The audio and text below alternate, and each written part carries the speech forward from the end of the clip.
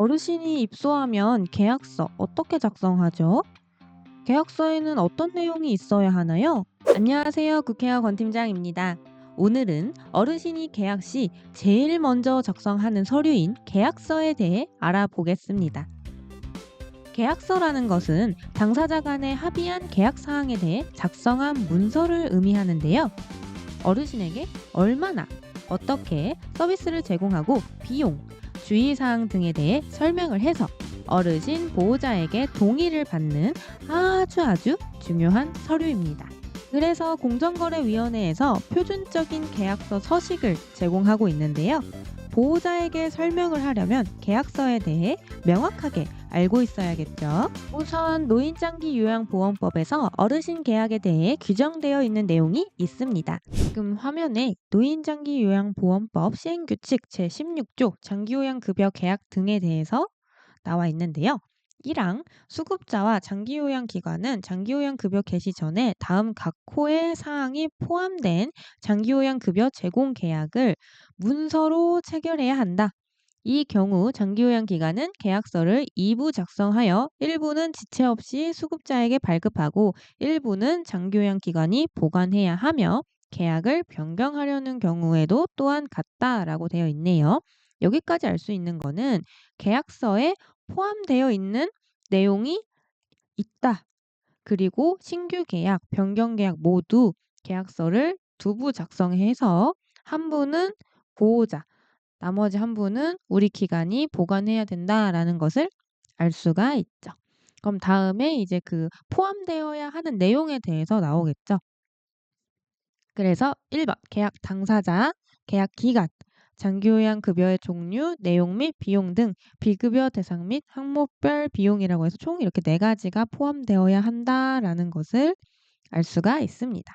다음 2항도 읽어볼게요. 장기요양 기간은 제1항에 따른 계약을 체결할 때에는 장기요양 급여를 받으려는 수급자의 본인 여부, 장기요양 등급, 장기요양 인정 유효 기간, 장기요양 급여의 종류 및 내용, 개인별 장기요양 이용 계획서, 본인 부담금 감경 여부 등을 확인해야 한다. 라고 되어 있네요. 그러니까 어르신에게 장기요양 인정서, 개인별 장기요양 이용 계획서를 받아서 확인을 미리 해야 되겠죠.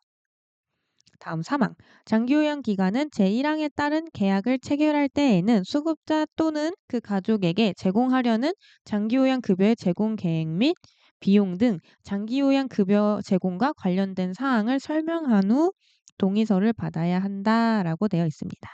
그러니까 동의를 받아야 되기 때문에 당연히 계약서에 어르신, 보호자의 서명이 필요하다라는 것을 저희가 알 수가 있죠.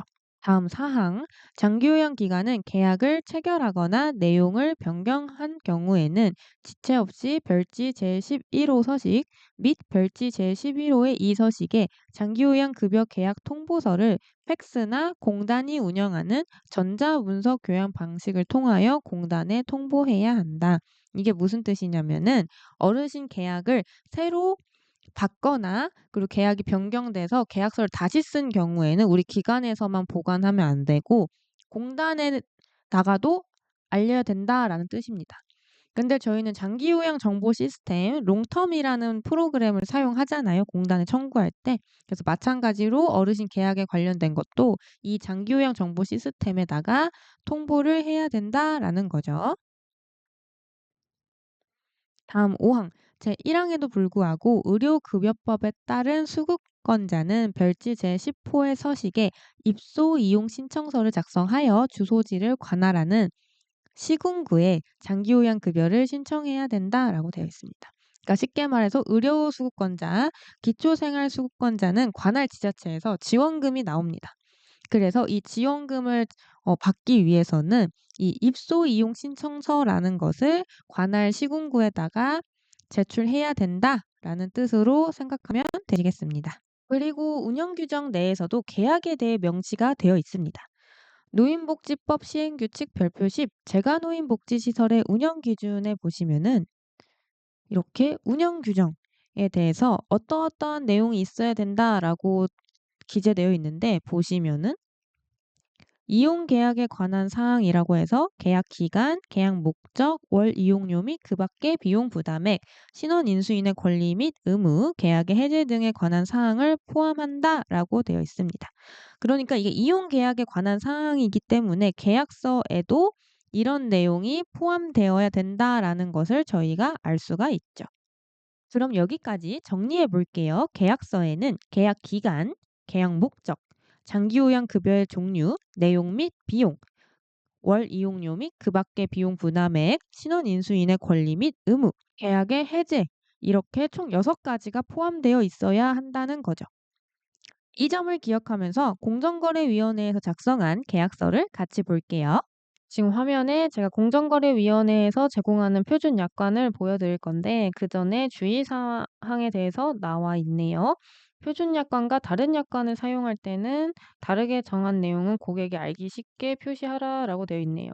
이를 위반하면 500만 원 이하의 과태료가 나온다라고 되어 있고요. 그 다음에 이제 표준 약관을 사용할 때는 다른 내용의 약관을 사용하면은 이 표지를 사용할 수 없다라고 되어 있습니다. 그래서 이를 위반하거나 그리고 고객에게 더 불리한 내용의 약관은 무효 처리가 되고 5천만 원 이하의 과태료가 나온다라고 이런 무시무시한 주의사항이 나와 있습니다. 그러니까 쉽게 말해서 이 표준 약관에 맞게 계약을 하라는 뜻이고 이 표준 약관보다 더 불리한 내용으로 변경해서 사용하면은 이제 인정하지 않겠다라는 의미로 해석이 됩니다. 그럼 이제 본격적으로 표준 약관에 대해서 한번 같이 볼게요. 보시면은 이제 표준 약관에서 주야간 보호라고 되어 있는데 이 표준 약관은 요양원, 뭐 방문 요양, 방문 목욕, 간호 다 사업별로 만들어져 있거든요. 그래서 이거는 저희 국회어 네이버 카페에다가 한번 업로드해 놓을게요. 그래서 아까 공정거래위원회가 만들었다라고 말씀드렸죠. 그래서 이렇게 마크가 있습니다. 첫 번째 페이지는 그 계약자가 누군지에 대해서 나와 있어요. 그래서 이제 정보를 이렇게 쓰면 되시는데 이용자는 당연히 어르신을 말하는 거고요. 제공자는 우리 기관, 그리고 보호자는 이 어르신의 주 보호자를 이제 써 주시면 되시겠죠. 그래서 이거는 이제 물어보면 되시겠죠, 상담하실 때. 그래서 여기 이인이 있으니까 꼭 서명도 받아 주세요. 그리고 우리 기관 같은 경우에는 이제 직인을 찍으시면 되시겠죠. 그럼 이제 다음 장부터 이제 본격적인 계약 내용에 대해서 나오는데 아까 저희 필수 사항이었던 계약 목적이랑 계약 기간 그리고 이제 제공하는 급여 내용에 대해서 이렇게 명시가 되어 있습니다.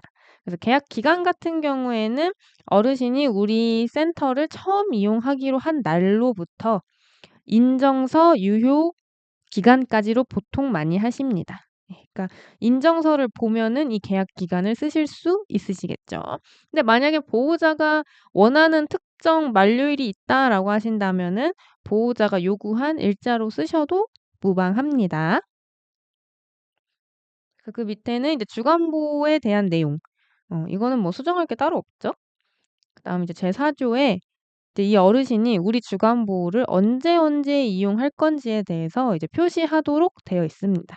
그래서 이것도 마찬가지로 상담할 때 물어보실 거잖아요. 언제 우리 센터를 이용하고 싶을지. 그래서 그 내용을 이렇게 체크를 해 주시면 됩니다. 저는 이제 이렇게 주 6 일로 체크를 해 놨지만 만약에 보호자가 월, 화, 수, 목, 금만 이용하고 싶다라고 한다면은 이렇게 월, 화, 수, 목, 금까지만 이제 체크를 해 주시면 되겠죠. 그리고 이용 시간도 마찬가지로 보호자랑 이제 얘기를 하실 거잖아요. 뭐 아침 몇 시부터 뭐 오후 몇 시까지. 그럼 그 내용을 이렇게 작성을 해 주시면 됩니다. 그다음 밑에 이제 뭐 의뢰 주야간 보호 급여 제공 시간을 이제 쓰도록 되어 있는데 이건 뭐냐면은 아까 위에는 어르신이 우리 센터를 이용하기로 했던 요일과 시간이라면 이 내용은 우리 센터가 표준적으로 언제 운영하는지에 대해서 명시를 하면 되세요. 그래서 뭐 월요일부터 토요일까지 아침 8시부터 저녁 6시까지 운영한다. 그리고 휴무는 일요일이다. 이런 식으로 이제 써 놓으면 되시겠죠. 그래서 이 부분은 센터마다 쪼끔씩 다르시겠죠. 운영 시간이 다 다르시기 때문에. 그리고 아까 그 신원 인수인의 의무, 뭐 권리 이런 내용이 나와 있었는데 이게 이 계약자 의무가 여기에 해당이 됩니다. 그래서 읽어보시면은 딱히 수정할 건 없으세요. 되게 약간 당연한 내용에 대해서 이제 나와 있으셔서 이거는 그냥 한번 쭉 읽어보시고요. 계약의 해지도 "이러이러한 경우에는 해지할 수 있다."라고 되게 통상적인 내용으로 나와 있습니다. 그래서 이 부분도 그냥 한번 읽어보시면은 이해가 되실 거예요. 그다음에 여기 8 조에 비용 산정이라고 되어 있는데 이게 뭐냐면은 이거는 이제 방문 재가 쪽엔 없어요. 이제 요양원이랑 이제 주간보호에 해당이 되는 내용인데 어르신이 언제 언제 이용하기로 저희랑 약속을 했는데 어르신의 개인 사정으로 안 나오신 거예요.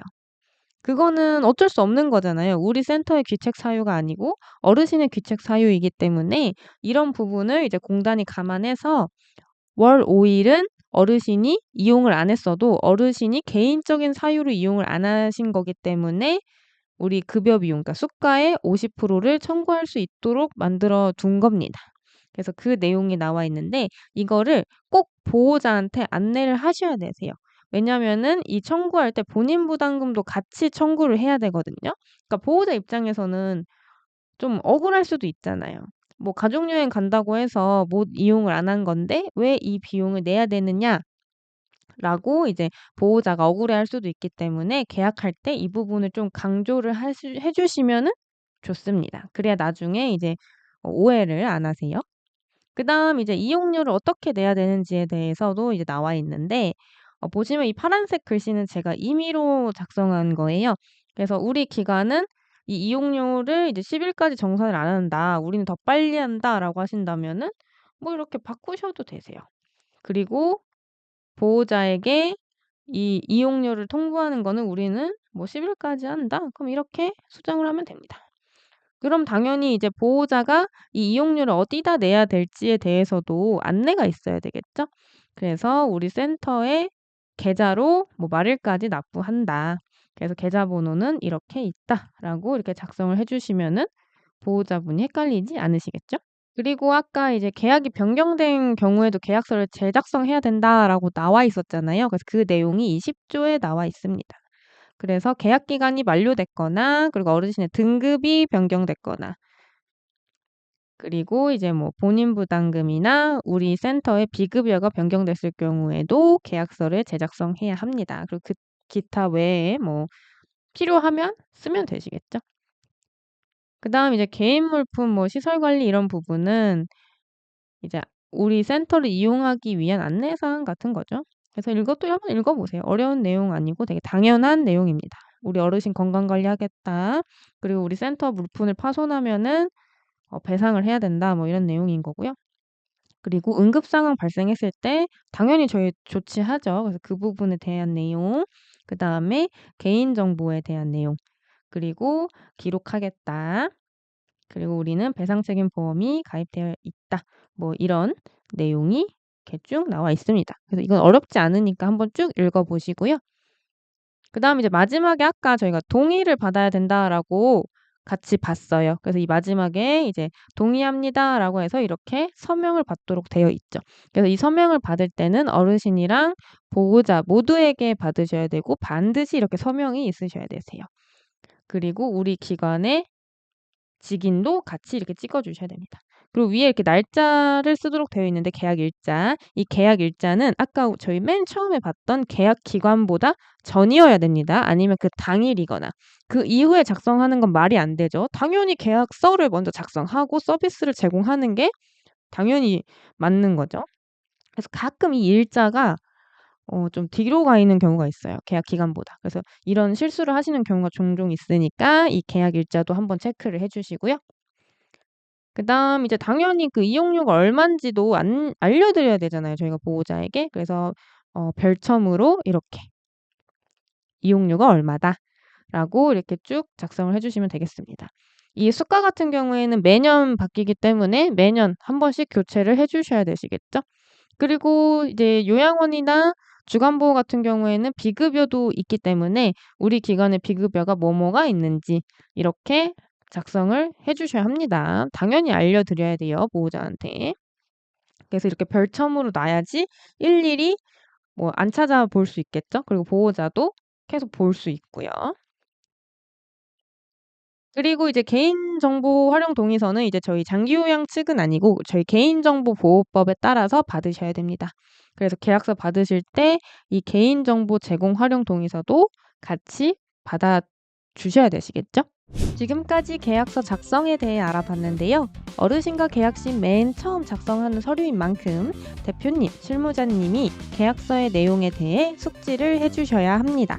사업별 표준약관 계약서는 국회어 네이버 카페에 업로드할 테니 고정 댓글 확인해 주시고요. 궁금한 사항은 댓글 주세요. 지금까지 국회어 권 팀장이었습니다. 감사합니다.